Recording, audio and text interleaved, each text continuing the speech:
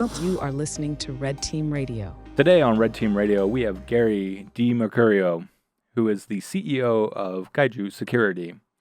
He is a red teamer for about 10 years, and he has quite the extensive stories around red teaming, some of which many people are familiar with because he was arrested red teaming on an engagement before. We'll go into that ridiculousness as well. But thanks for joining. Thanks for coming down. And how did I do on your name? Did I butcher your name too bad? You nailed it, Mr. Potter. Oh, perfect. Yeah. Perfect. Great. I'm glad I nailed it.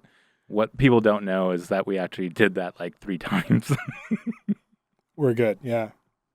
Those Italian names, they'll get you. Anything that ends in a vowel is hard to say. I mean, lots of names are hard for me to say, so I like very simple names. Your first name, perfect. Yeah. Yeah. Yeah. You just have a little bit more bourbon. It'll start to slide rolling out. off the much easier. Okay. I'll take that advice. We'll see how it works. Yeah. It's a good thing though there's no rolling in my name. Oh yeah, like rolling R's and stuff like that. The R is not rolled. Yeah, and then I'd be really the R's not rolled.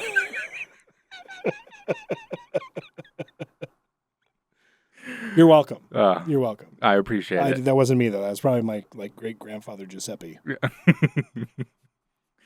I should have come up with something that had a rolling R. That's what I should have done. I thought that's what you're gonna do. You know, Giuseppe. Actually, his name was Giuseppe. That's why I came up with Giuseppe. But yeah, I was already rattling around up there. I ruined the joke. Damn it. We'll have more chances. That's right. After more bourbon. Yes. That's the plan, and they'll get better. The more bourbon you drink, the better the jokes are. The better this podcast will sound as well. Man, that makes one of us. No, I'm saying that the audience drinks more bourbon. Yeah. Well, for all 2 of our listeners, one of us will be happy. Oh, that's right. Yes. Yeah. That's right. Because one listener is here, and the other one will be drinking the bourbon. Oh, that's right. Yes. Yeah. We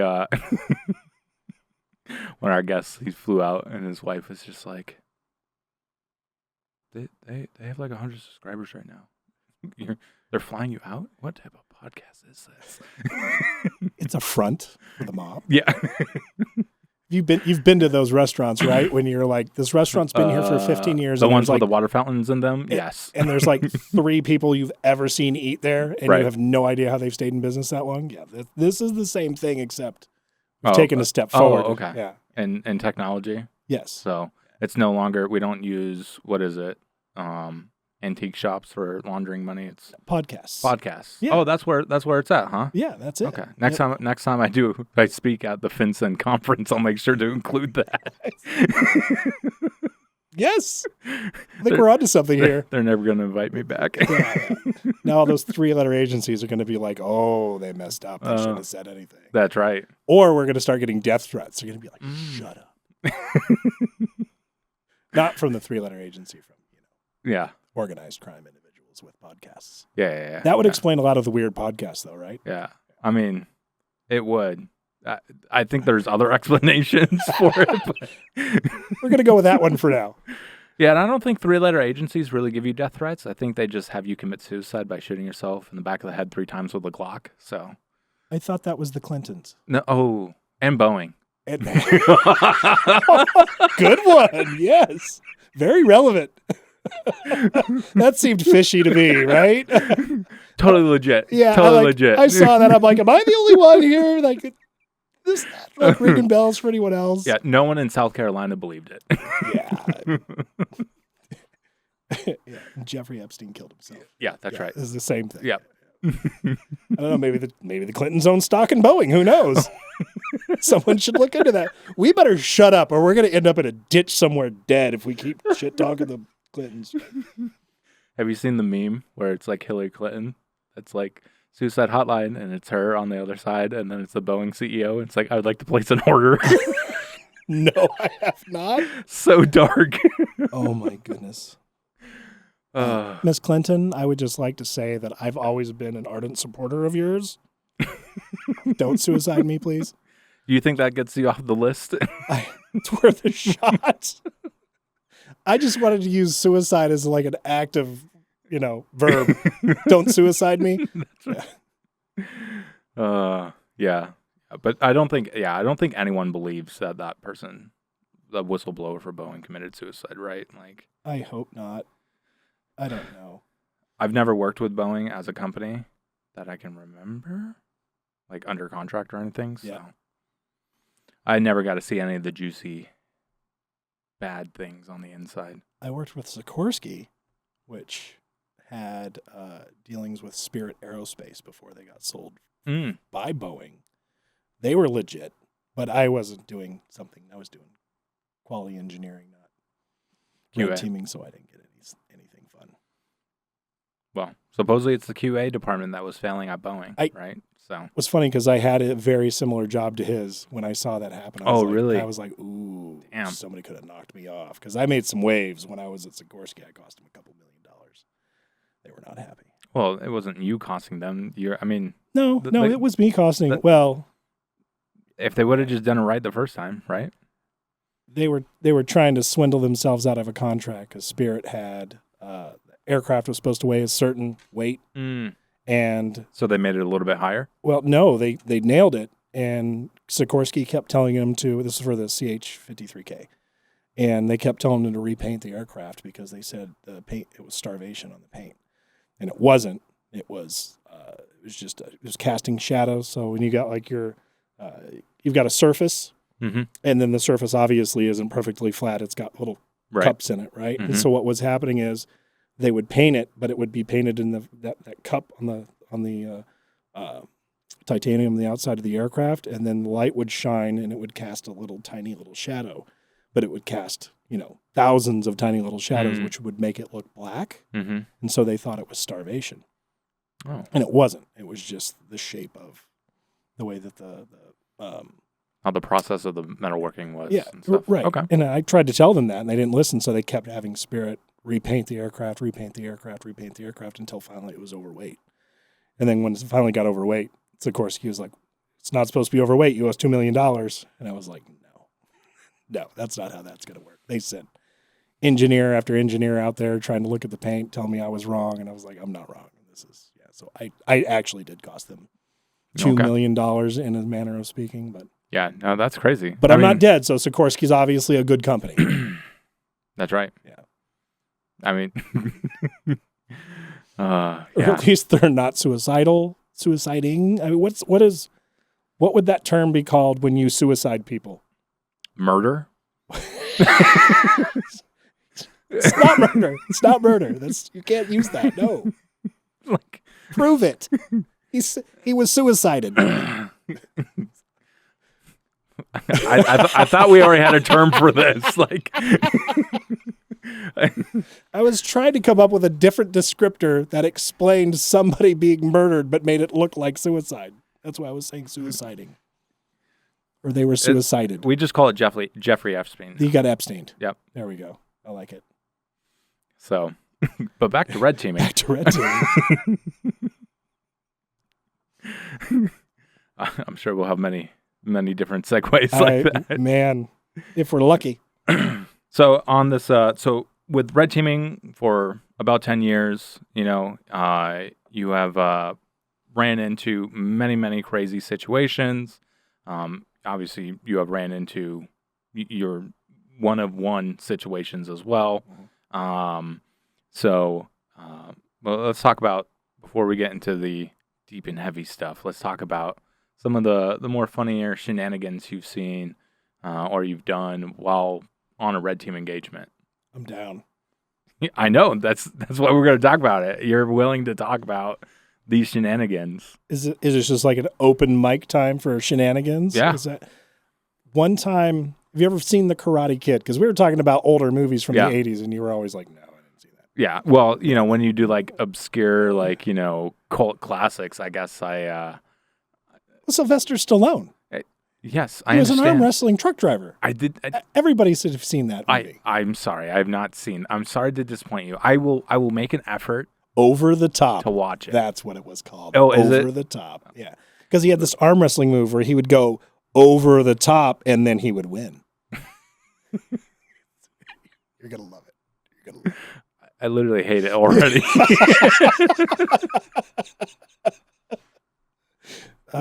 You're going to love it. I'm telling you, you're going to love it. Watch it with your wife. She's going to love it too. I'm sure she will. I'm sure. And then you're going to start turning your hat around and stuff. Yeah, it's going to be great. It's going to be great. So there was how do I want to start this? The client we were working with is actually he was like one of the better clients that I've worked with. His dad was a locksmith. He was the head of security. He actually really, really cared.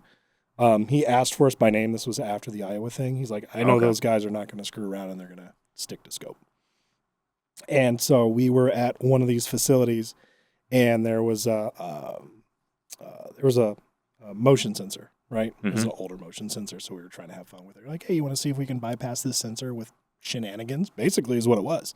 And he was like, absolutely. He wasn't with us. We were on the phone with him. So we went to Walmart, and we basically got the same get up that Danielson had at the Halloween party, where we had the thing behind us on the backpack, and then we had the shower curtain ring, and then we put the shower curtain around us, but we used emergency blankets instead. Oh, it was glorious. It was so good. It looked ridiculous. He's laughing as he's watching us on the camera, trying to make our way through this area. And we made it all the way, maybe not all the way. We were probably, because we were trying to go under the camera, right? Or under the sensor. And we probably made it, we were probably like 3 or 4 feet from the camera. And eventually what happens is you just radiate too much heat through the blanket. And it picks you up and sees you moving. And then it set it off. But yeah. You just got to get a thicker blanket, man. Well, that's all we had was just a little crappy emergency blanket from Walmart. Yeah, from Walmart. It was glorious, though. It was so good. It was so funny. Do you have any pictures of that? Oh, we might. Wynn might have some pictures. I was the one, doing the Danielson through the room, though. Yeah, that was pretty good. Let's see. We had, that's a short story. That one doesn't really count. Although that was the same one that we had called, because it was right after Iowa. And so we had said, okay, maybe we should just call the sheriff department from now on so we don't run into any more sheriffs that have issues with us. So we started calling, not only did we call the sheriff's department, but we called the local police as well. And in some cases, depending on where it was, we would call the state troopers, right, or state police, whatever there happened to be in that state. And so we had called the local police and we had called the sheriff's department. And we had called multiple times. And not only did we call, but we had the client call as well to say, this is real. We're the client. These are our addresses. This is what they're doing. Don't worry about it, type of thing. And so as we're doing that, we obviously set the alarm off, and then our contact turned the alarm off for us remotely, but he didn't tell anybody because obviously part of the red team, right, is to see what people do and if they follow procedures and protocol and stuff. And so he didn't say, he said, okay, the alarm was triggered. It just no. And so we were there for like 10 or 15 minutes, and we started getting this, your spidey sense goes off after you've done a lot of red teams. You're like, we should probably bounce. And, fresh off the Iowa thing, that's what we were like, let's leave. I think we should leave. I don't know why, but let's leave. And Justin was like, yeah, let's go.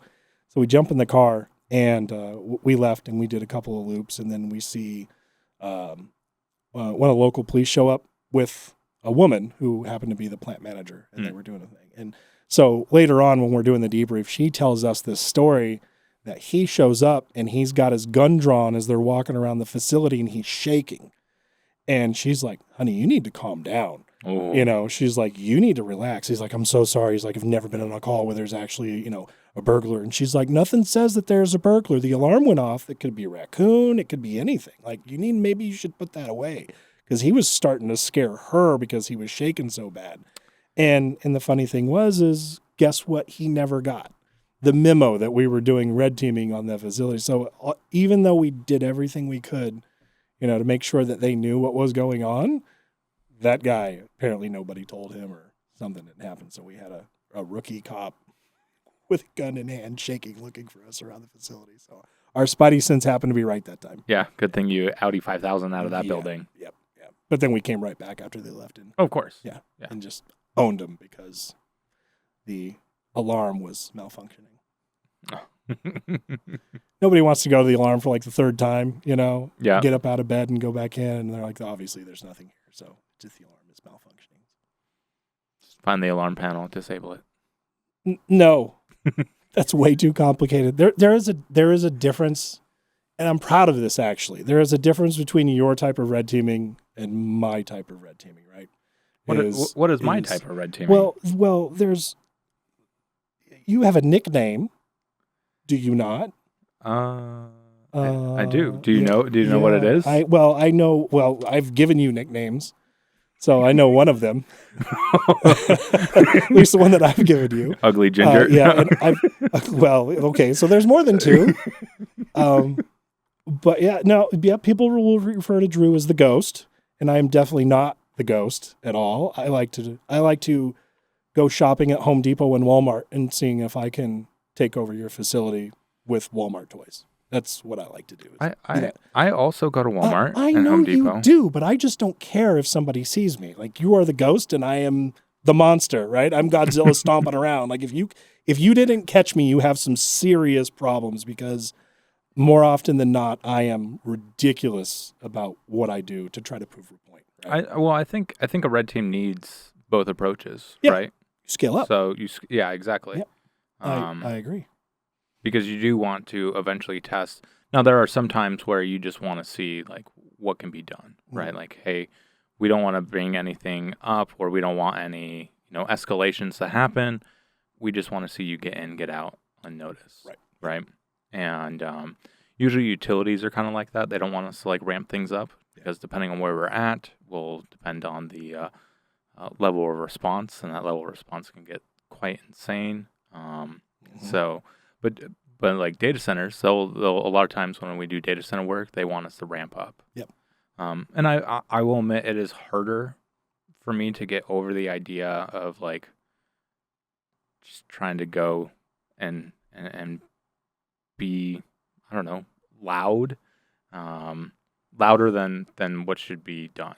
Right. Now, this is not to say like I've never been caught before in my life, right? Like, I definitely have been caught on engagements. Mm-hmm. But because of that nickname, some people have thought that means I don't ever get caught. No. Doing it wrong. So, caught, yeah. But no, I've definitely been, we get confronted all the time, mm-hmm. right? And part of the red teamers, we talk our ways out of that all the time. Right. But then there'll be times where you just can't talk your way out of it. Or you made a story, and then someone... Okay, continue with yours, and I'll tell you this one. So you got me sidetracked with that nickname thing. Yeah, well, that's second sidetrack of the night. We should have a counter, and that's right, or abacus or something mm-hmm. where we can do stuff. But abacus, man, showing your age there. I'm pretty sure that's older than both of us combined, but whatever. Let's see, where were we? I don't know. What was I talking about? You were talking about you made entry back in, but then you were going to talk about another engagement afterwards. There's so many. I know. There's so many. That's why I wanted to talk to you, because there are so many. And I'll pretty much forget completely what I was talking about, but I'll dovetail at least into what we started discussing is the being loud portion of it. To be honest with you, I made a comment on LinkedIn earlier today, and it was one of the HID guys saying, hey, our phone entry to your building is now the new hotness instead of using badges, right? Whatever thing they're using for their phone or something. I didn't really. Oh, the Bluetooth stuff? I think that's what it is. Yeah. I didn't. The digital certs that they make you pay. So they have these digital cards, and they make you pay for them. And unlike physical cards where you could take it back and then reuse it, yep. If an employee leaves the company, you just lose that digital badge. And then you get to buy another one? Mm-hmm. What a deal. That's great. I know, isn't it? Anyway, I made a comment, and I was like, that's a lot of technology and a lot of money when you can just 9 times out of 10 bypass it because your door doesn't have the proper maintenance or it wasn't installed right. Yeah. It's basically what it is. And honestly, I think I could probably remember maybe 2 or 3 red teams where a cutting board and a key logger didn't get us everything we'd ever want from what we were doing.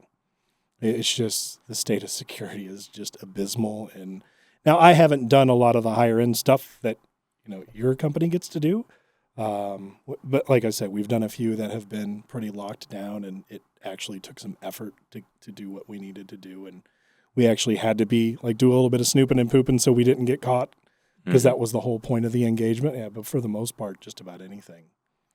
So, and after a while, you get tired of using the cutting board, You're like, cutting board, it was like 37th win in a row. It's like, maybe we should try something different. And so that's when you go to Walmart, you just start, or double door tool, right? You get the double door crash bars. And I'll just be like, I wonder if I can just go to Home Depot and just get one of the rods. The rods, yeah. I wonder if I can use that. Yes, I can use that. You just start going down and down and down and seeing, I wonder if a coat hanger will work. No, it doesn't, Right. But so. Yeah, they go into Walmart if they have a thick enough gap, you can get one of those grilled cheese sandwich makers from the camping section that have like the really long rods. Like these things? Yeah. And then they twist off. Nice. And you can bend that and use that as a double door entry tool. Good. Yeah. How to do that first time. First time I ever experienced freezing rain was in Philadelphia. This is actually for a project I was on with Coalfire. Mm-hmm. And I was on another project, and I was like, hey, I had to fly from that project to this project, but I didn't know I was going to be on this project. Mm-hmm. So you're winging it. I told them to ship my gear, but the gear was delayed because of the weather. So I was like outside this building, and I saw this huge gap in this door, and it started raining, and the rain like hurt. And me being a desert boy, right? I'm like, what is this? This is what hell is like. That's right. But it was like freezing rain. Yeah. So first time I ever experienced that. And so I went to Walmart, and I was just totally, soaked. So got a jacket, and I was just like, what? Walmart's the only thing that was open at that time. Yeah. And I wanted to try to make entry that night because I was going to meet with a point of contact the next morning, and they wanted to see what I could do overnight. Yeah. And they only wanted me to operate during nighttime hours as well. So they're like, after 9 p.m., make entry. I drove 3 hours actually because the flight I was on was canceled that day because of the weather. So I drove in the freezing rain? It wasn't freezing rain at that time. Okay. It was freezing rain when I was starting to go out and walk around the building. Gotcha. And they didn't have cameras around the building, which I thought was odd. So I felt comfortable. Nobody's watching anyway. Walking around the building. And so Walmart, this was before COVID, so Walmart was still open past midnight. And went there, found some things. I was like, okay, let's see. I think I could use this. And yeah, I used a little grilled cheese camping maker for my double door entry tool, and it worked out really well. And it's long. It's so long that it doesn't fit in a laptop bag. Right. So I would ditch it behind the soda machines that they had right by there, and then on my way out, I'd go and pick it up. And we did that for it was like 2 days or 3 days, making entry that way with the grilled cheese maker. Yep, with a grilled cheese maker. One person caught me one time doing it. Actually, they were on the other side of the door. They just walked around right when I was doing it. Mm-hmm. And they're like, what are you doing? I was like, I forgot my badge, man. I was like, I'm just dropping these things off. And I had some like blueprints essentially that I had taken the next day. Right. And that was my cover for like why I was at the office so late. I was just dropping them off. And he's like, okay. And then I was in the building for like 30 minutes. And I told my point of contact, I was like, hey, like I'm here. Someone spotted me. And he's like, oh, no, you're okay. You're all good. That guy actually called my point of contact. And he was just like, because then he like, I said I was just dropping something off. And he went, and it was like 30 minutes later. And he's like, no, that guy's vehicle's still out there, right? So he went and he found me in the IT section. And like, I was like unplugging a flash drive from a computer at the time. And he like looks at me doing that, right? Yeah. He's like, what are you doing? I was like, oh, this flash drive I found, and I didn't know if it had malware on it, so I'm writing a note to IT to have them like inspect it. And he was just like, okay. And then he like called my point of contact because the point of contact was head of security. Right. right in front of you? And no, like he walked away and he was by the front door and he was trying to get my license plate number. Mhm. So he got that. He was telling my point of contact. And I was like walking down. And he's like, "Are you done for the day?" I was like, "Yep." Like, I'll be here. And then he's like, "Oh, what team do you work on or work for?" And I gave him like the proper response, to Mhm. which like my point of contact heard that on the phone as well because he was still on the phone with him. Right. And the point of contact was just like, that was the perfect team to give him the response to, because he's like, that team is just like, we just consider them like the oddballs. Right. And I didn't know that was the perfect team. That was just the team that I could find the most information on LinkedIn, social media, their company site, and all that stuff. Yeah. And it seemed like that team had a lot of what I would say they would have engineers that would come in, work there for a while, and then they would like go to another company. Right. So high turnover, not being able to be recognized was a good fit. And but then my point of contact called me like 10 minutes later. He's like, "Okay, yeah, that guy totally spotted you. He like when he saw you make entry, he thought it was like, okay, whatever. Like the guy just was trying to drop something off. And if you would have went and dropped something off and then went out, he wouldn't have spotted you." I was like, okay, good to know. But he told me to like, "I'll be fine. I'll stay. Like, just stay." But he didn't know that it was that guy that was Right. spotted me. He's like, "Yeah, okay." You ran into like the most paranoid person in the company. But that I think is like that's red teaming in a nutshell though, is luck. You It can know? be luck, yeah. And well, I say that I don't necessarily mean that per se, but I'm using it that way. Is you get the clients like, well, what are the chances? Like, Mhm. This is my favorite thing in the world to say. Well, what are the chances? And you're like, well, we always luck out. We always find a door open, or we always find a window, or we always are able to get in. And then pretty soon, like we've had this conversation ad nauseum, but pretty soon you're just like, are we really lucky, or is your security or just the state of security in general just that bad where there's always a way in? And I feel like there's always a way in. There's definitely always a way in, even on higher security facilities, ones that, all the doors are hung properly, or, they're using really good analytics on the camera and stuff like that. There's still ways to break into those places, obviously.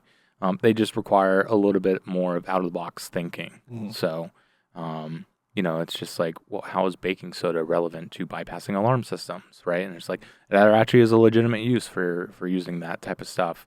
But it's not what we typically, Right. think about as red teamers.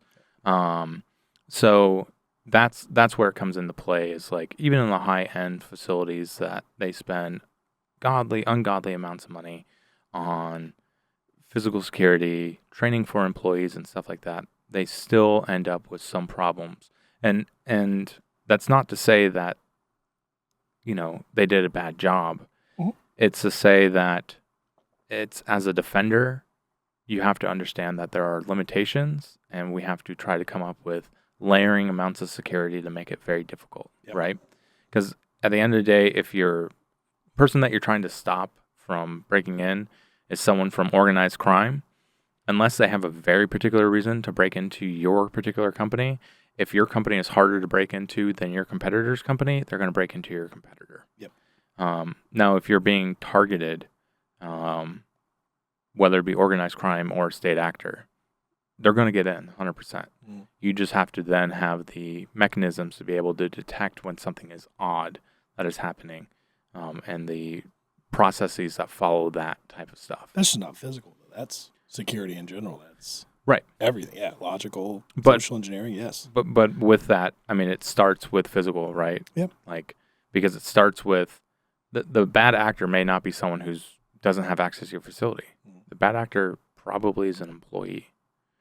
And that's one of my favorite types of engagements to do, is be a insider in a company. Mhm. So we have access to the network, and then it's just like, or you give us like the lowest level of employee access, right? So we're, a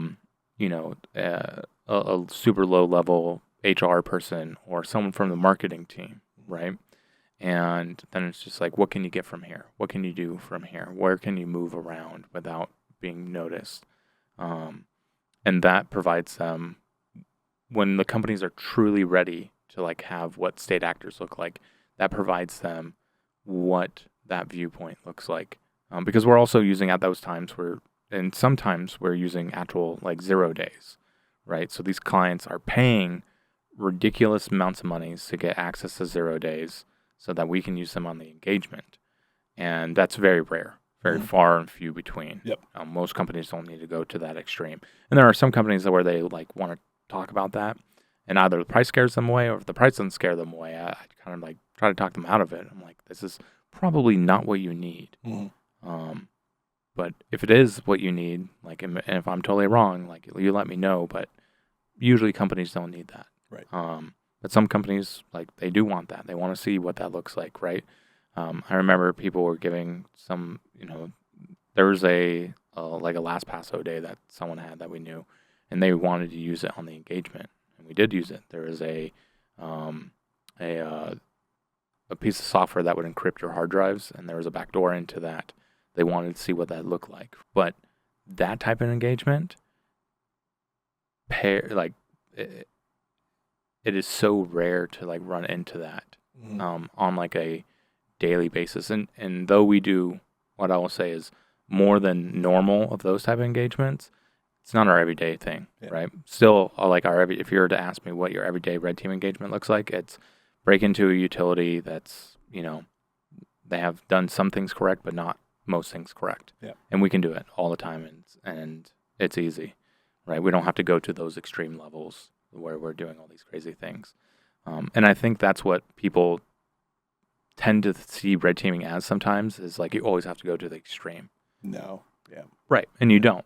And as you begin to red team more and more and more, and I promise you, because this is exactly what happened with one of my buddies. He went on his first red team engagement, and he was like, once we got past the front door, like, everyone just thought we were there, like, as an employee. Yep. I'm like, that's because you are an employee. Like, why would anyone think that you're not? Why would people actively think that you're a threat? As long as you fit in, right? And that's where we can have fun and do some of those shenanigans, right? And going back to the original point, I have a harder time sometimes being like stealing a rent-a-bike but taking a rent-a-bike and riding it around a campus, right? Which is something that I know some people have done before, or hiding in a trunk, knowing that security sees you in the trunk, and then you pop out randomly, right? Like, these are stories of friends of mine, right? And I'm just like, oh man, okay. What can I do? Oh, I'll prop this door open for 30 seconds, 31 seconds. I'm crazy. I'm a rebel. Yeah. Hopefully nobody saw that. Yeah. Yep. But I know you have, tons of stuff, and we'll talk more about it. I'm gonna totally like just take this over because it reminded me of something. Yeah. Go ahead. I don't know if you do this. It's something that I started doing, and I did it to try to show the point of building trust. Maybe that's not the right word, but you'll understand what I'm talking about, right? For instance, for people that are listening, when you go into a facility and you've got the clipboard and you look like you belong there, there's just those barriers to trust where people trust that you belong there because you've shown them something that is normal to them, right? Mm-hmm. And so one of the things that I started doing because of how easy things were to plant those little trust nuggets, if you will. That's the first time I ever called them trust nuggets, but I'm going with it. So to plant the trust nuggets in the facility and then go back the next day and then utilize those trust nuggets to try to help further the social engineering portion during the day, right? Mm-hmm. Instead of just going in cold and with just a pretext and nothing else, right? Mm-hmm. Other than OSINT. And so do things like we walked through. This was a high-rise building of a financial company, and we were at the top floor of the headquarters, and we were there the night before. That's actually kind of funny. We were actually dive, dodge, duck, dodge, whatever the term is there, and we were doing this, and we were flat against the wall, and like security guards walked right by us, but they were looking forward so they didn't see us like flat against the wall. We were just like, oh, don't look at us. And they literally just walked, and then we went right behind them and walked down the same hallway that they had just come from, right, as they were walking the opposite direction. That one was really fun. But so when we finally got up to the top, I found some glasses that were in the floor. And so I picked the glasses up and I put them on the receptionist's desk. And so Wynn had actually been up there the day before. Did he tell this story? All right. And he was up there the day before, and he had his, the big antenna he was trying to steal. He was trying to steal RFID cards, and he was up there with his satchel just kind of milling around and everything. And so she had seen his face, and like that hangs in the back of people's mind, right? I recognize you. I don't know from where, but I recognize you, which can always be used to your advantage is for social engineering. And so we took those glasses and I put it on our desk, and then we came back the next day. And I was like, "Hey, how are you doing? You know, we're here from the facilities department. We're for physical security. We were doing our rounds last night." And she kind of looked at us like, "I'm not really buying what you're selling." And so that's when I used that trust nugget. And I said, "Hey, when we were walking around last night, I found some glasses. They were just sitting in the middle of the floor. I want to make sure that you had those." And instantly, like a switch flipped. As soon as that trust nugget, she ate that trust nugget. This is sounding nasty, but as soon as she ate that trust nugget, she was like, "Oh, I was wondering where those came from," and she picked them up, and she's like, "Actually, you know what? I think these are Mary's. Like, where did you find them?" And then I just described where we were in the office, and I said, "Oh, they were right there, right." And she's like, "Yeah, Mary's desk is right there. I bet you they're Mary's." And I was like, "Oh, great." And she's like, "Yeah." She's like, "I think I remember seeing you guys around." She'd never seen me in her life, but she saw Wynn the day before trying to steal people's stuff. And so she's like, "Oh no, I've seen you guys around." And we're like, "Okay, yeah, we just need to go in and take some pictures. Do you want to come with us? Do you want to make sure that we're chaperoned?" And she's like, "Oh no, I've seen you guys in here. You guys are fine. I know you belong." And that was it. And then we had access during normal hours, just because she recognized Wynn and because we put something on her desk. And it didn't necessarily even have to be from inside. We could have done that during the day, and when she wasn't at the desk, and just set some glasses there and said that we were there the night before. And so that's one of my most favorite things to do, to show how easy it is to manipulate your way into a situation if you just give them something that adds that one layer of trust. And 9 times out of 10, that's all, just that one thing. And then that's it. You got them. And they're like, "Oh yeah, you're good, because you showed me something that I recognize." Yeah. Yeah. There's if you can find on a company, like what companies they use for their, what we'll call like phishing campaigns, or what companies they use for their security training, just borrow parts from there, right? You go and you're like, "Hey, we have," I know some businesses, they operate with like a code of the day type of thing, right? So it's like, we have a code of the day and we can do that. We can exchange that. What? I got a great code of the day story. Okay. Or we can, they'll say like, "Hey, if you see an email that you think is suspicious, and then you get a phone call, like call the number that's on the, that is on the email footer, right? Don't call the number that called you." So that's what we'll do, is we'll find the company number, we'll see what numbers that company actually owns, and then we will try to buy a number as close as that number is to that bank. And there's been one where we actually were able to buy it 1 digit off. So this company owned, like a few hundred phone numbers, not global, but national company. And they were a bank, and we bought a number that was right 1 digit off from theirs. So how did they know that they don't own also that number? Right. Because they own all the other sequential ones, right? So we got that one, and their security team was very much like, "We would like to buy that from you." $1 million. Yeah, no. I think the red team is free though. You're welcome. Yeah, I think I sold it to them for a steak dinner. So yeah, oh, that's even better. Yeah, that's better. They were happy to pay for that. I don't want to tell the same story as Wynn told, so this was, and stop me if he's told this story. Okay. But we were, it was at a bank, and he dressed up as the air conditioning repair guy. He didn't say this one. So he dressed up as so we called this, like con men always come up with a name for a con, right? Do they? I don't know. They actually do, yes. I love reading about con men. It's amazing. I think Drew was being facetious when he said that.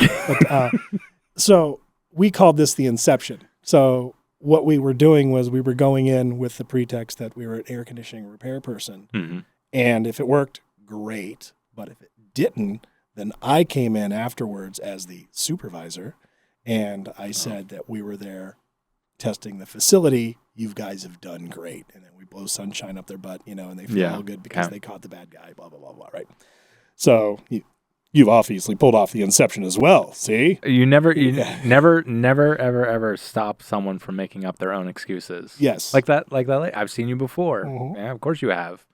Now, when you're a ginger, it's a little bit harder to blend in, but Not a lot of gingers. that's right. Yeah. Unless they like gingers, you could use that to your advantage, like at least 2 times in your life. Yeah, except for my mom, I don't think it's going to work. No. Joke's on you. Yeah. I whispered that. She's the other person that watches the podcast. Hopefully she's got bourbon. Anyway, so we go in and he does his air conditioning repair, man. And we actually looked up. We had made a service order. We had called them to say, hey, we're doing the repairs, blah blah blah. They never actually got back to us. Come to find out, it's because they do their own maintenance. They don't use the third party, but we said it was under warranty. Mm-hmm. And they still didn't get it. Like if it was under warranty, they still did it themselves, and they gave it to their facility for whatever reason, which turned out to be great for them and their security. And so we came in and they caught him. And so I came in about 5 minutes after him, and I went into the bathroom. So I'm in the bathroom with my ear against the door listening to them. And so I can hear them talking about him. He's not a real repair guy. He doesn't belong here. We have facilities that does repair. Like this guy's, maybe we should call the police. So I could hear this story. He couldn't hear because he thought he was crushing it. He was actually doing great. But other people didn't believe him. And so I come out of the bathroom and I find him. And I'm like, okay, all right. You did a good job. I think they've got you though. And he's like, what? What are you talking about? And then so the assistant manager at the time is like, yeah, I think we got you, honey. And he's like, oh, you guys got me, and he's like, you did a really good job. And so they were all proud of themselves and everybody's smiling and we get the group around us and we're huddling. And so we go in and I'm giving them the debrief, right? Mm-hmm. Of what it is that they did well. And this was like legit. We actually were saying, hey, you guys did this really well. These are the things that you caught on. These are the triggers. These are things that you should have caught on. And so we were giving him a legitimate debrief of them catching Justin. So, but at the time, as I was getting the debrief, he was like, hey, do you guys mind? And I can't remember if he was doing it or I was doing it, but one of us went around and he said, do you mind if we go around? We just want to make sure and we check the cameras and everything. And they're like, oh yeah, absolutely. So one of them was escorting he ran around, and then we just checked out and cased the entire security for the entire bank, and they took us. We're like, oh, are these all the cameras? Yeah. Where do you do the recording for the cameras? Oh, that's back here in this room. So they showed us everything in this entire, everything in the bank. We're like, okay, well, your silent alarms. If you guys make sure you do your monthly checking, and they're like, oh no, we only do quarterly checking. Are we supposed to do monthly? Yes, you're supposed to check it every single month, not just quarterly. And so anyway, things like that. And we get to the point, and so we're getting ready to leave. And I said, I think you guys may have forgot one little thing. What's that? And the assistant manager is looking at us completely puzzled. I'm like, you never asked us for the code of the day. We could be anybody. And she's like, oh no, you're right. Now, to be fair, we had already pulled the code of the day. We put a scraper on another host, and it was sending us the code of the day out already. So we already had it, to be fair to her. But that didn't stop us from more shenanigans. So I was like, well, let's go check the code of the day, and I'm going to write it down on this piece of paper, and then I want you to look it up and make sure that it matches. She's like, okay. What do you think I did? Wrote the code of the day down. As I stood behind her and she brought it up on the computer. So she brought it up and she's looking at it. And I was like, 1137625A. And I was like, here you go. And she's like, yep, that matches. That's brilliant. I love that. Yeah, nobody even looked twice. And we had a big crowd around people. They were all talking and mingling and chatting. And nobody saw me just standing there in this group of, like 6 or 7 people just writing down the code of the day. And then the next part is that's when we had to take a manager and the assistant manager into the manager's office and then go, sorry, guys, that was also part of the test. And you guys failed that part miserably. And the manager was so bad. He was so bad because they feel sheepish, right? They're like, you tricked me. Like, yep. I should have caught this. Right, but it's all a learning experience, right? Like, we're not there to bag on employees. It's like, oh, the professional tricked the employee, okay. Yeah. Right? It's people like, do this for a living. We're good at it. Yeah. Weird. Yeah, it's like, oh, yeah, we do this every day. Imagine we were successful at it, right? If we weren't, we wouldn't be doing it every day because no one would hire us. So it was, I mean, that I've definitely had a manager feel, I had to talk her down, essentially. Yeah. She was getting hysterical, not angrily, but like crying. So like they've done something wrong. Yeah. So this goes back to that story that I almost started. I was doing an engagement, and I got the short end of the stick on this engagement. This is before I was running my own company, and small company, right? 15 people. They were owned by a larger company, though. So I had that with me. And I went in, and the manager spotted me fairly quickly. I was in the back doing some stuff, and she's like, oh, she was taking pictures of some products, and she was asking me questions. And I was like, what are you doing? She's like, oh, they shipped this in the wrong container. Like, it's not supposed to have this label. We asked for this label.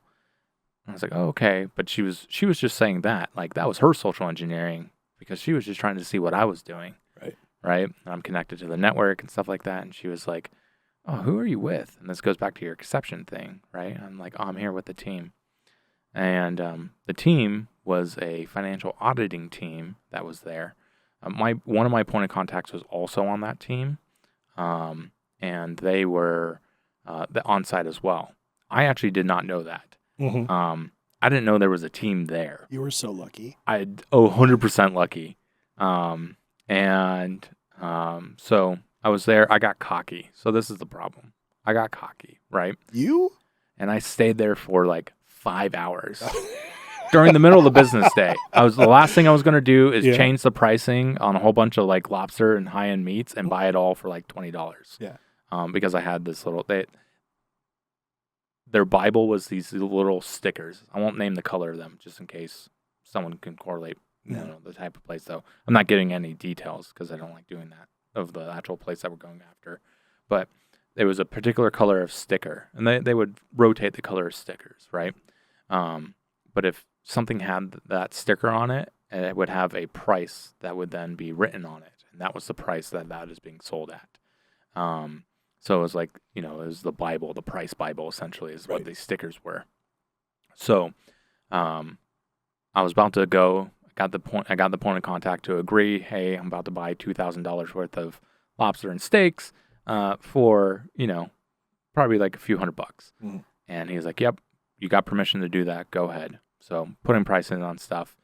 And this manager that was questioning me in the beginning, she was just like, who are you with? Like, she walked back, and like you could tell she was walking with intent now. Mm-hmm. And she's like, who are you with here again? And I was just like, oh, the team. And she's like, yeah, what team? And I was like, do you have multiple teams here?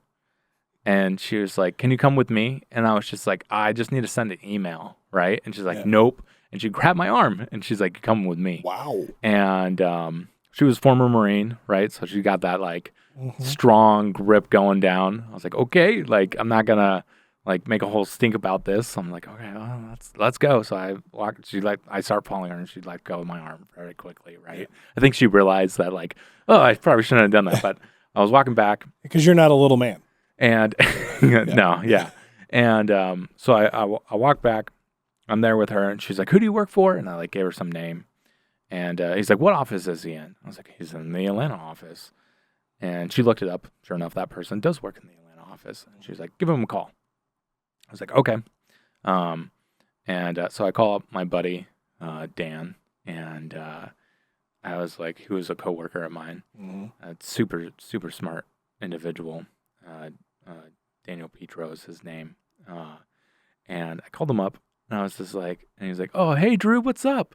I was like, "Oh, hey, so-and-so, I'm here with," and he was just like, "Drew, who are you calling, man?" And then like, it was like maybe 10 seconds into it. Yeah. He was like, "Oh, okay, I got it."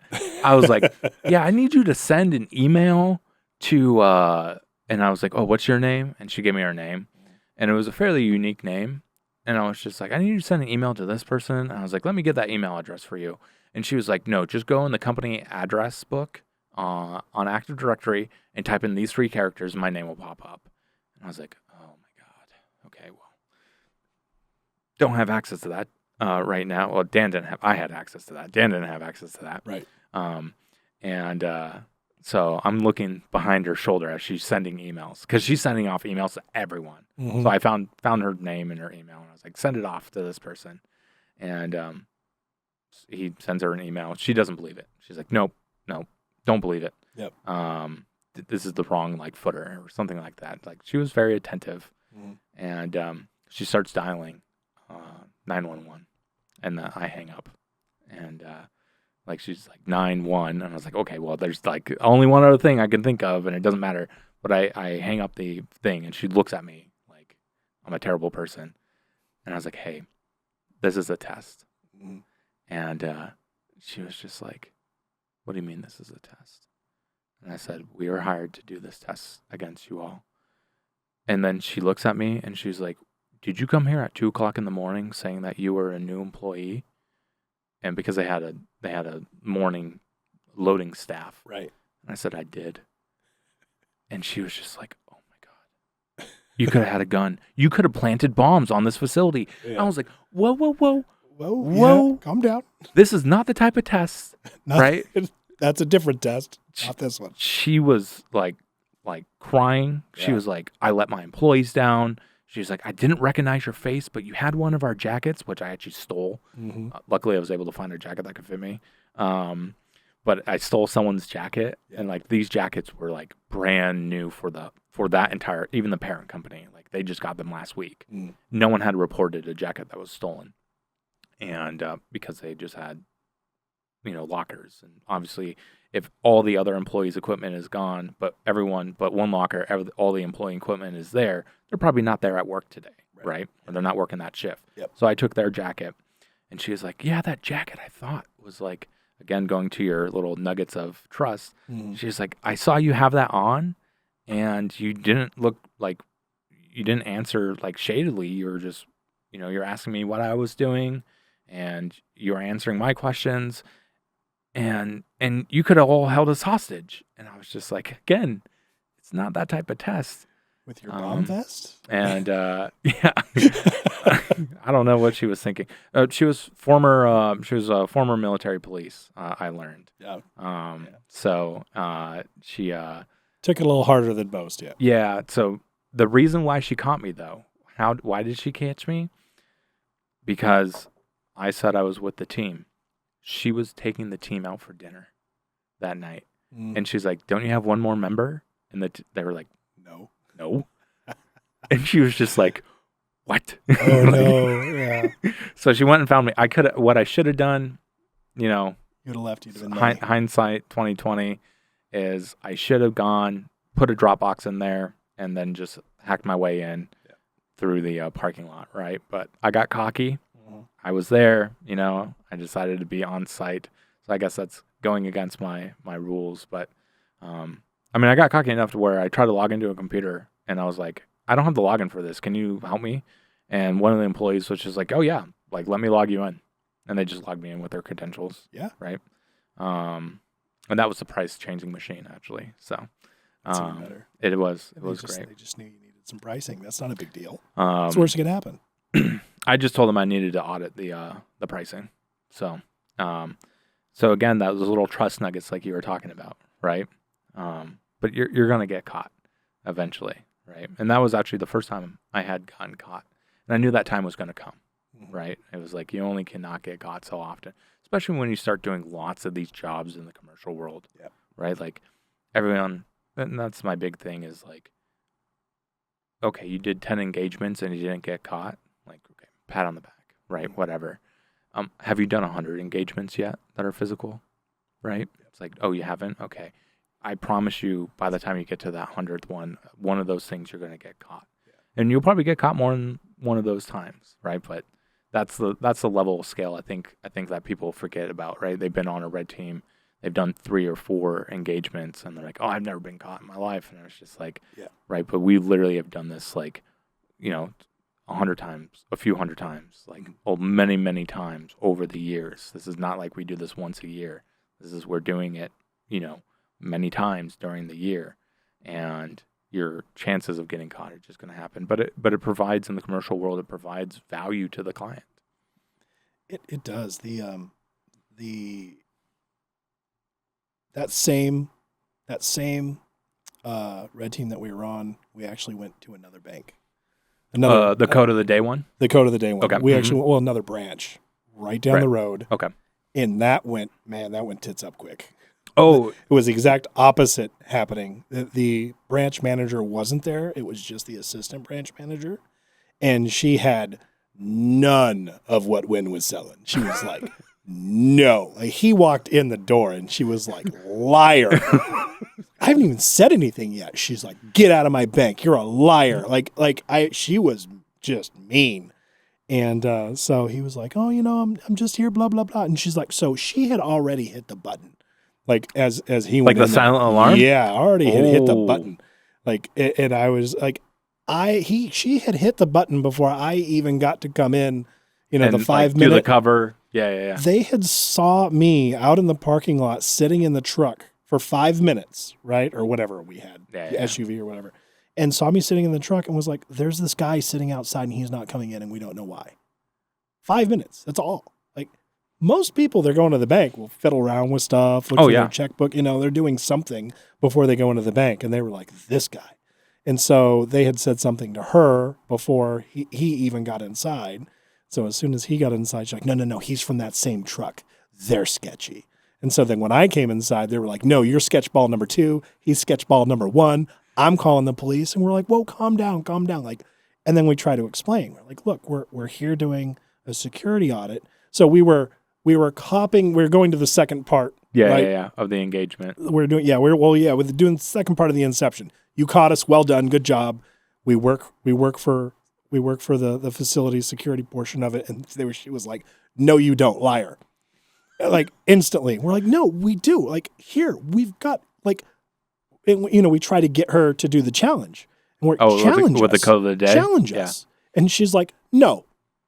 What do you mean, no? It's there for a reason. The challenge is there for a reason. It's there if you don't believe us, and then we can prove to you that we're part of the company. That's what the challenge exists for. Right. And you said this is the assistant manager? Yeah. The assistant branch manager. Yeah. So this is, she was given responsibility and she didn't want to mess up that responsibility. Not at all. Yeah. Okay. And she was like, don't care. No. And so I finally got her. I was like, just please look up the code of the day. So she looks it up, right? And she goes, okay, what is it? And then I read it off to her. I'm like, it's blah, blah, blah, blah, blah, blah, blah. I take it back. No, I had it on my cell phone. I took a screenshot earlier and I had it on my cell phone. And so I brought it up like I was looking at the application on the phone, right? Mm-hmm. And she looks at it and she goes, no. Like, what do you mean no? She's like, that's a screenshot. I was like, oh, that's good. I was like, it was a screenshot. I love this lady. Yeah, no, she had none of it. So we were only in there. I mean, I'm not kidding. We were in there 5 minutes. This whole, no, I don't care who you are. I don't care if you. Oh, and she pressed the silent alarm, right? She'd already pressed it. So the cops are there. We're sitting there, we're talking, and all of a sudden, here comes the cops. We're like, what is going on? So I don't recommend this to others. I kept going with it a little bit, Oh, even okay. though the police showed up. Yeah. And like usually when the cops show up, like that's it. You're done. That's when we call it Audi 5000. We hand over the get out of jail free card. But what I was saying wasn't false. I Mm-hmm. wasn't lying to them. You know, I was like, look, here, we're doing a security audit. We're here doing a security audit to make sure that, that we can't social engineer, blah, blah. I was telling them the truth, but I was doing it in a way where it didn't blow the cover of the whole engagement. The entire engagement, saying, hey, we're actually a third party auditing here. So I was still acting on the pretense that was from the company. Yeah. And so she says, the cops, oddly enough, every police officer other than one that we've ever worked with has been super professional. Ultimately professional. Yeah. Same here. They don't jump to conclusions. They can, like, I don't know if they can just tell by looking at you, like, this guy's not up to, shenanigans. Right? Maybe marshals. I don't know if every street cop can be that way, but yeah, no, I understand. They have they have their own spidey sense, right? Because they see crime every single day. Right. And so these guys really, really nice. And they're like, what's going on? And I'm telling them, I'm like, look, I've got the code of the day. I try to give it to her. She doesn't believe me. She doesn't care, And so they're like, why? And then she's still hyped, right? She's like ready to fight, she's got her fists out and stuff. And so she goes, who are you working for? I'm going to call them right now. Mm-hmm. And I go, okay. And so that's when I called it off. I'm like, we're working for, so-and-so. Joe Blow. And Joe Blow's head of security for the bank. Mm-hmm. And so, excuse me.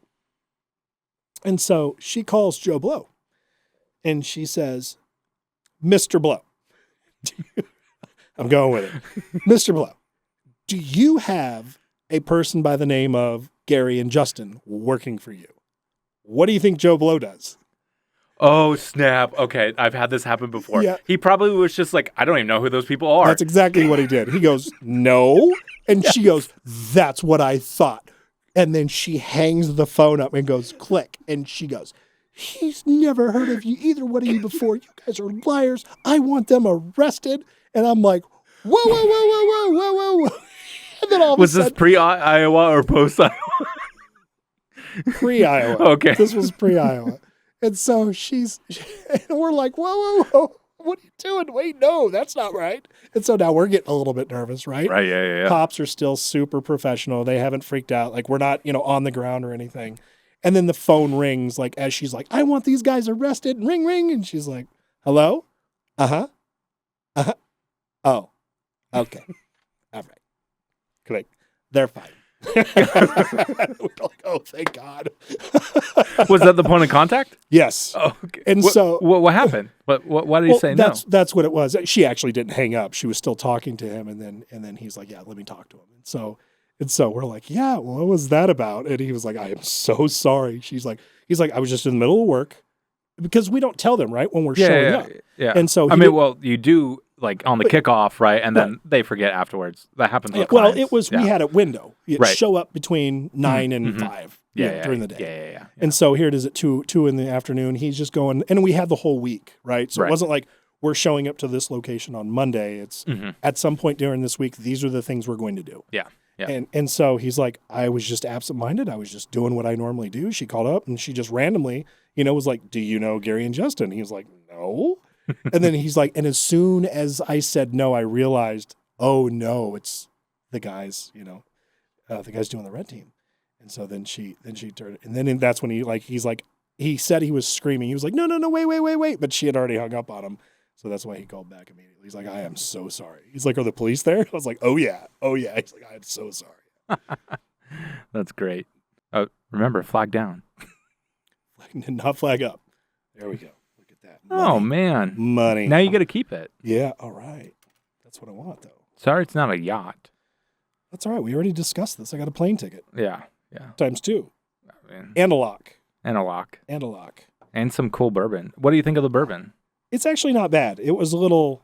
It's not like the. It's not. I know you like interesting bourbons, and this one is the bourbon distillery connected to our Virginia facility. So I thought it was an interesting one. It is not. Which makes it not really bourbon. I understand. It's not bourbon because it's not in Kentucky, and I agree with that. It's Yes, sure. They still have 51% corn mash, all that stuff. Yeah. But because it's not in Kentucky, yes, it's not Got to give bourbon, Kentucky technically. something. So, yeah, what do they have besides that? They don't even have a conference anymore. So, but They got horses, bourbon, and basketball. who plays there basketball-wise? University of Kentucky. Oh, a college? Yeah. Oh, are they good? Not as good as Indiana University, but they're not bad.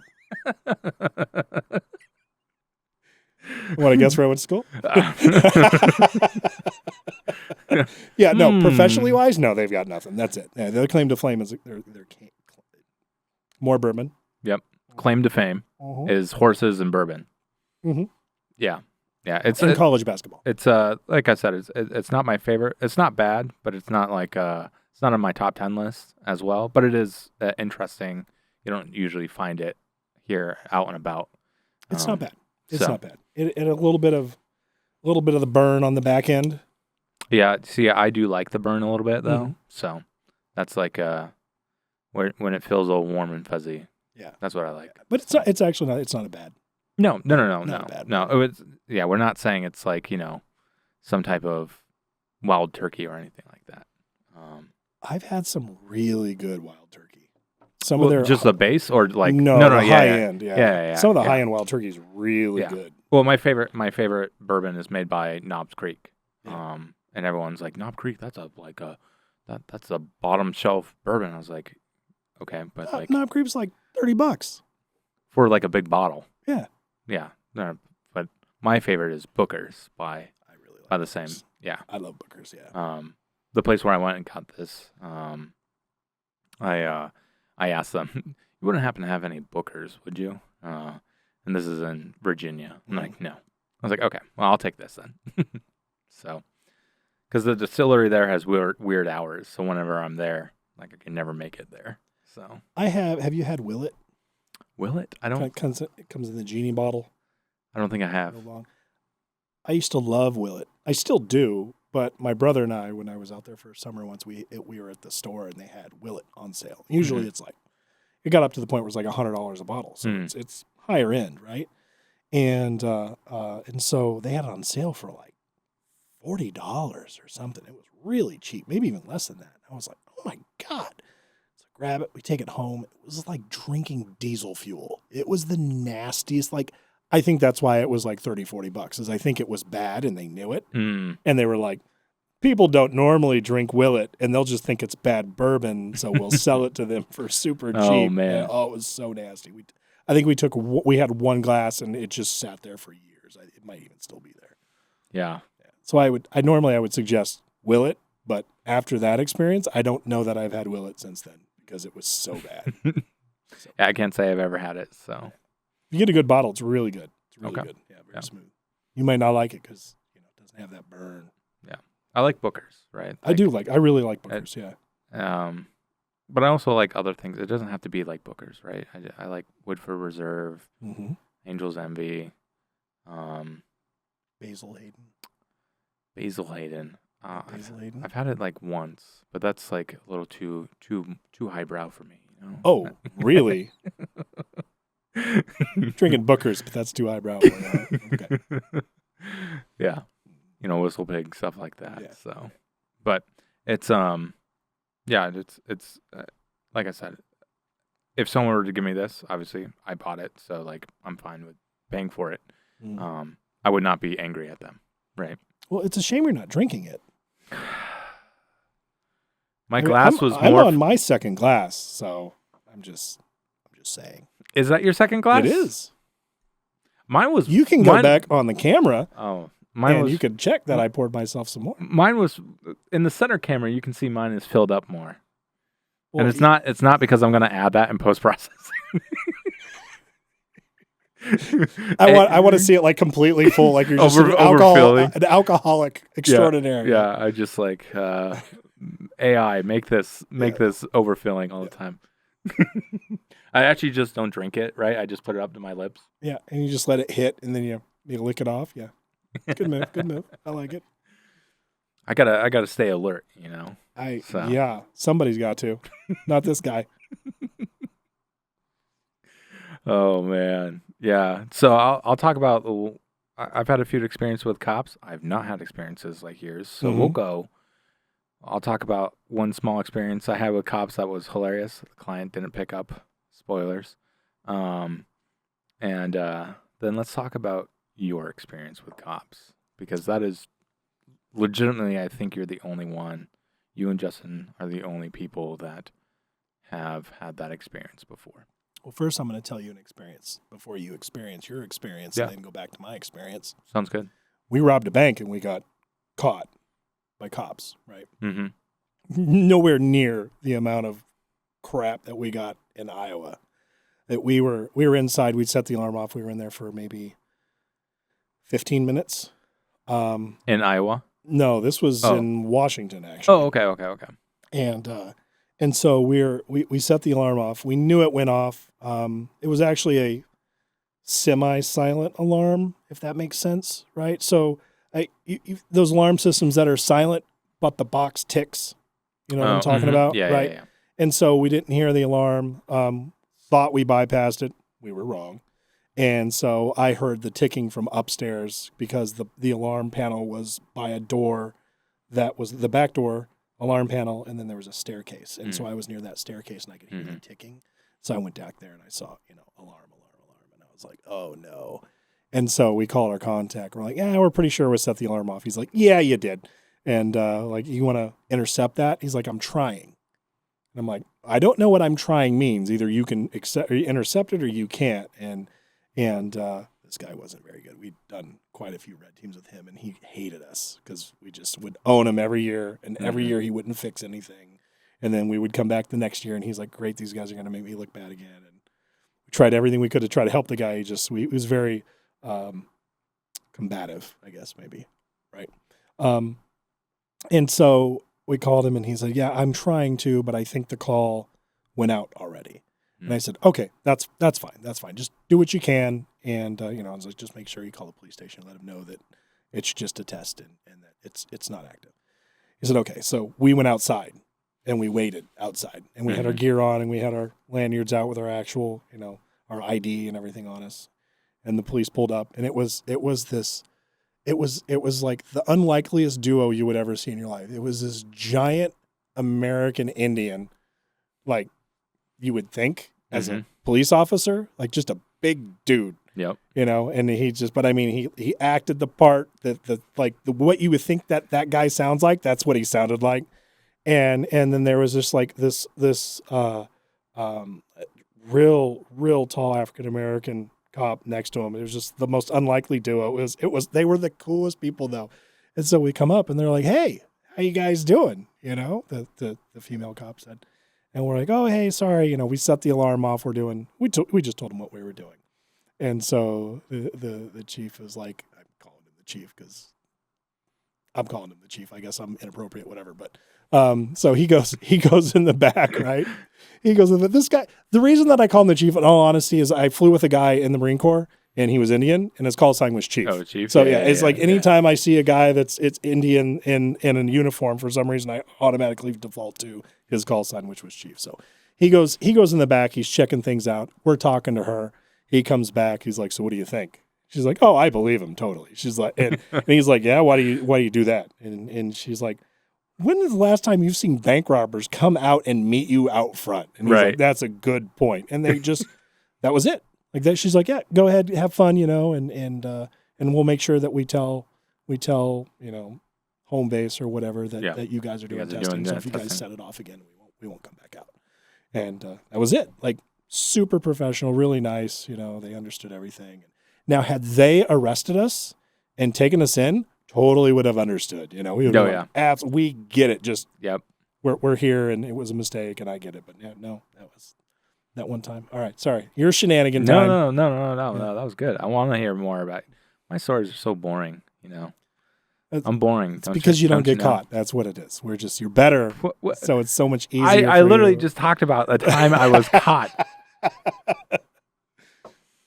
telling you, people have gone too far with that nickname. Well, later we'll start. We can get into the shenanigans and some of the later stories where we're just like I'm standing on tables screaming at people saying "report me" and nothing happens. Okay, yes. That was a good one. Oh man, yeah. My I've only had a few police experiences. Actually, my only negative experience I've had is not with police, is actually with a security guard who was a little bit too hyped up. Mm-hmm. But I don't really need to talk about that one.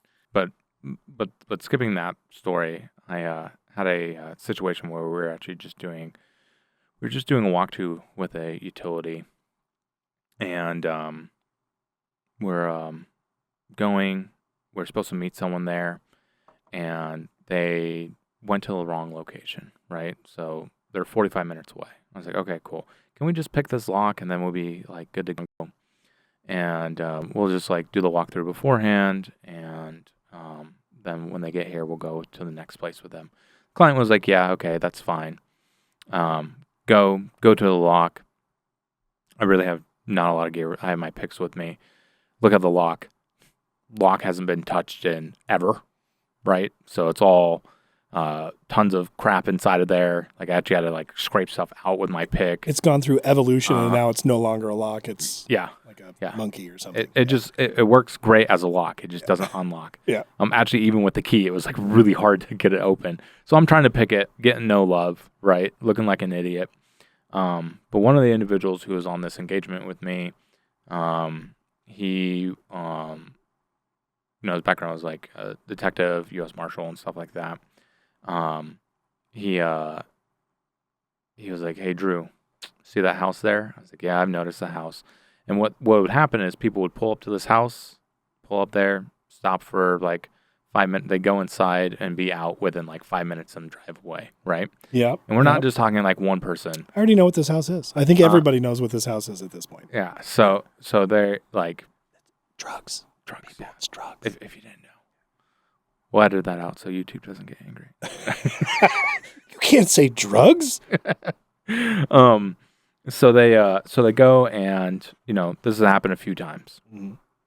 And I'm there, and then I was like, okay, I'm just gonna like hop this fence, and we'll just do it to the this drug way. house. No. Oh. To the place that we were trying to get into, and I'm like looking for a good place to like hop this fence where I'm not gonna have to like land on pipe on the other side. And then one of my other guys that was there on the walkthrough, he was like, "Drew, cops," and I was like, "Oh, okay." So like I'm like halfway climbing up or over this fence. I'm like, okay, let me get down from the fence. So I walk over, and when he said cops, he was not lying. A boatload of cops, but not for you. Well, no, they were there for us. Oh, but there were cops that like pulled around behind where this little like station that we were at. Yeah, they were there. Cops coming from the other way from where that house was blocking. So if there's like 3 ways to get to this place, they were blocking all those exits. Mm-hmm. 9 police cars, many police officers. I forget how many. But a big presence of police officers. Yeah. I was like, okay. And the police. Because you're in a known drug neighborhood. Well, they were probably doing surveillance on that house. We'll talk about that part of the story here in a second. But officer comes up, looks at me, and he's like, "So we got reports of someone picking this lock." And he's like, "You guys know anything about that?" I was like, "Yep, we were picking the lock." And his brain broke. Yeah. He was just like, and it semped. I mean, I'm sure it was like 3 seconds, but it semped like for everyone probably like a minute before he said anything again, because he's just looking at me like, "What is this guy? He's the dumbest criminal in the world." He's like, "Is he messing with me? Is he trolling me?" I was like, "Yeah, we're picking locks. Yeah. Yeah, we're supposed to be doing that. We're here for security. We're waiting for someone to come here that has the key, but we didn't really want to wait. They're going to be here for a while." And my 2 guys, they didn't have IDs with them. They had them in the car. I had my ID with me, and I had my contractor badge as well. So I said, "Hey, like, we're supposed to be here." Before the cops, right when the cops pull up, though, I text my point of contact, and I was like, "Hey, police showed up, just to let you know." And he responds to me. His response is, "LOL, awesome." And I was like, "All right. Okay." So he goes, and I was like, "I'll give you my point of contact's name and his number. We're supposed to be here." So point of contact gets called, right? and police officers in the vehicle running my ID. He doesn't run the other two people's ID, runs my ID, comes back like 5 minutes later. He's like, all right, you're good to go, Mr. Porter. And I was just like, oh, okay, yeah, were you able to reach my point of contact? He's like, no, your point of contact didn't pick up. And I was like, okay. Do you want me to call him? He's like, nope, you're fine. How much longer are you going to be here? And I was like, well, we're going to wait for that person to come here. They're going to unlock the gate for us, and then we're going to do what we need to do. Right. And he's like, perfect. Yep. Just, maybe let us know next time you're out in the area. And I was like, oh, understood. Thank you, officer. And I call my point of contact right away, and he picks up. Mm-hmm. And I was like, hey, you just got a call, and you didn't pick up. And he was just like, oh, yeah, it came from an unknown number. Like, I thought 911 was going to be calling. I was like, yes, okay, thank you for letting me not be arrested. Yeah. But 911's not the number that's going to call when, like, the cops are calling, right? It's going to be, like, his phone from the office or his department cell phone or something like that. Yeah, they all have cell phones. He's like, I didn't know the number. Yeah. And I was like, I was waiting for a call for 911. I was like, okay. All right, thanks. And he was like, are you okay? And I was like, yeah, they let us go. And he was like, oh, yeah, of course they let you go. And I was just like, well, luckily, like, we're not in handcuffs. Yeah. They were, but I asked them, I was just like, so, like, when we were there, when they were running our stuff, I asked them, like, hey, so that house over there, kind of interesting, huh? Boy, was that a mood killer. They do not want to talk about that house. Really? Yeah. Oh, man. So, and I asked them, I was like, who made the call for us lockpicking? And because I was like, yeah, they're probably doing something. Like, there's no way they responded this quickly with this many law enforcement officers. Right. And for lockpicking. Jason also agreed. Mm-hmm. I mean, we were doing it on a piece of critical infrastructure. He's like, no, they already had people here. Like, we got spotted by them. He was still on the force at that time. So he had to call his boss, and he was just like, his boss already knew he was doing this job. And I've talked to his boss a few times as well. And so he knew who I was as well. And I asked, I was just like, hey, so if the Fusion Center gets a suspicious activity report, and it's because of this, like, make sure to send it my way so I can print that out and put it on my wall. Nice. Never got there was no suspicious activity report that was reported. Oh, so probably because they saw the actual, like, utility worker pull up afterwards and let us in, right? Yeah. So, paperwork. But yeah, they didn't want to do the paperwork, right? They already probably were angry that they responded to what they thought were nefarious actors, and because like my license plate at that time was like Red Team, right? And a lot of people thought I was like, I worked for the fire department because they have a flag in Arizona. They have a flag that has like a red and a blue stripe on it, but the whole license plate is black. And that's what I liked about it. So that's why I got that design. Everyone was just like, oh, okay, so you're not on the blue team, which would be police. You're on the red team. And one of the officers asked me, he's like, are you a firefighter? I was like, I was thinking in my head, like, a firefighter that picks into utilities on the weekdays. Yep. That's a good scenario. But everyone was super professional, right? No one caused an alarm. Was I detained? I was detained. Was I put in handcuffs? Absolutely not. Yeah. Shooting the shit. Cops didn't care. Right? So. It was that way in Iowa until the sheriff showed up. We weren't detained. We weren't, Everything was good to go until the sheriff. So let's talk about Iowa. Segue. Thank you for tuning in to Red Team Radio. Don't forget to like this episode, hit subscribe, and follow for more. Craving extra Red Team Radio exclusives? Dive deeper at redteamradio.net and click support for early episode releases and members-only content. Join us twice a month as we continue to unveil the unseen in the Red Team Chronicles. Remain vigilant and do not cease to be curious.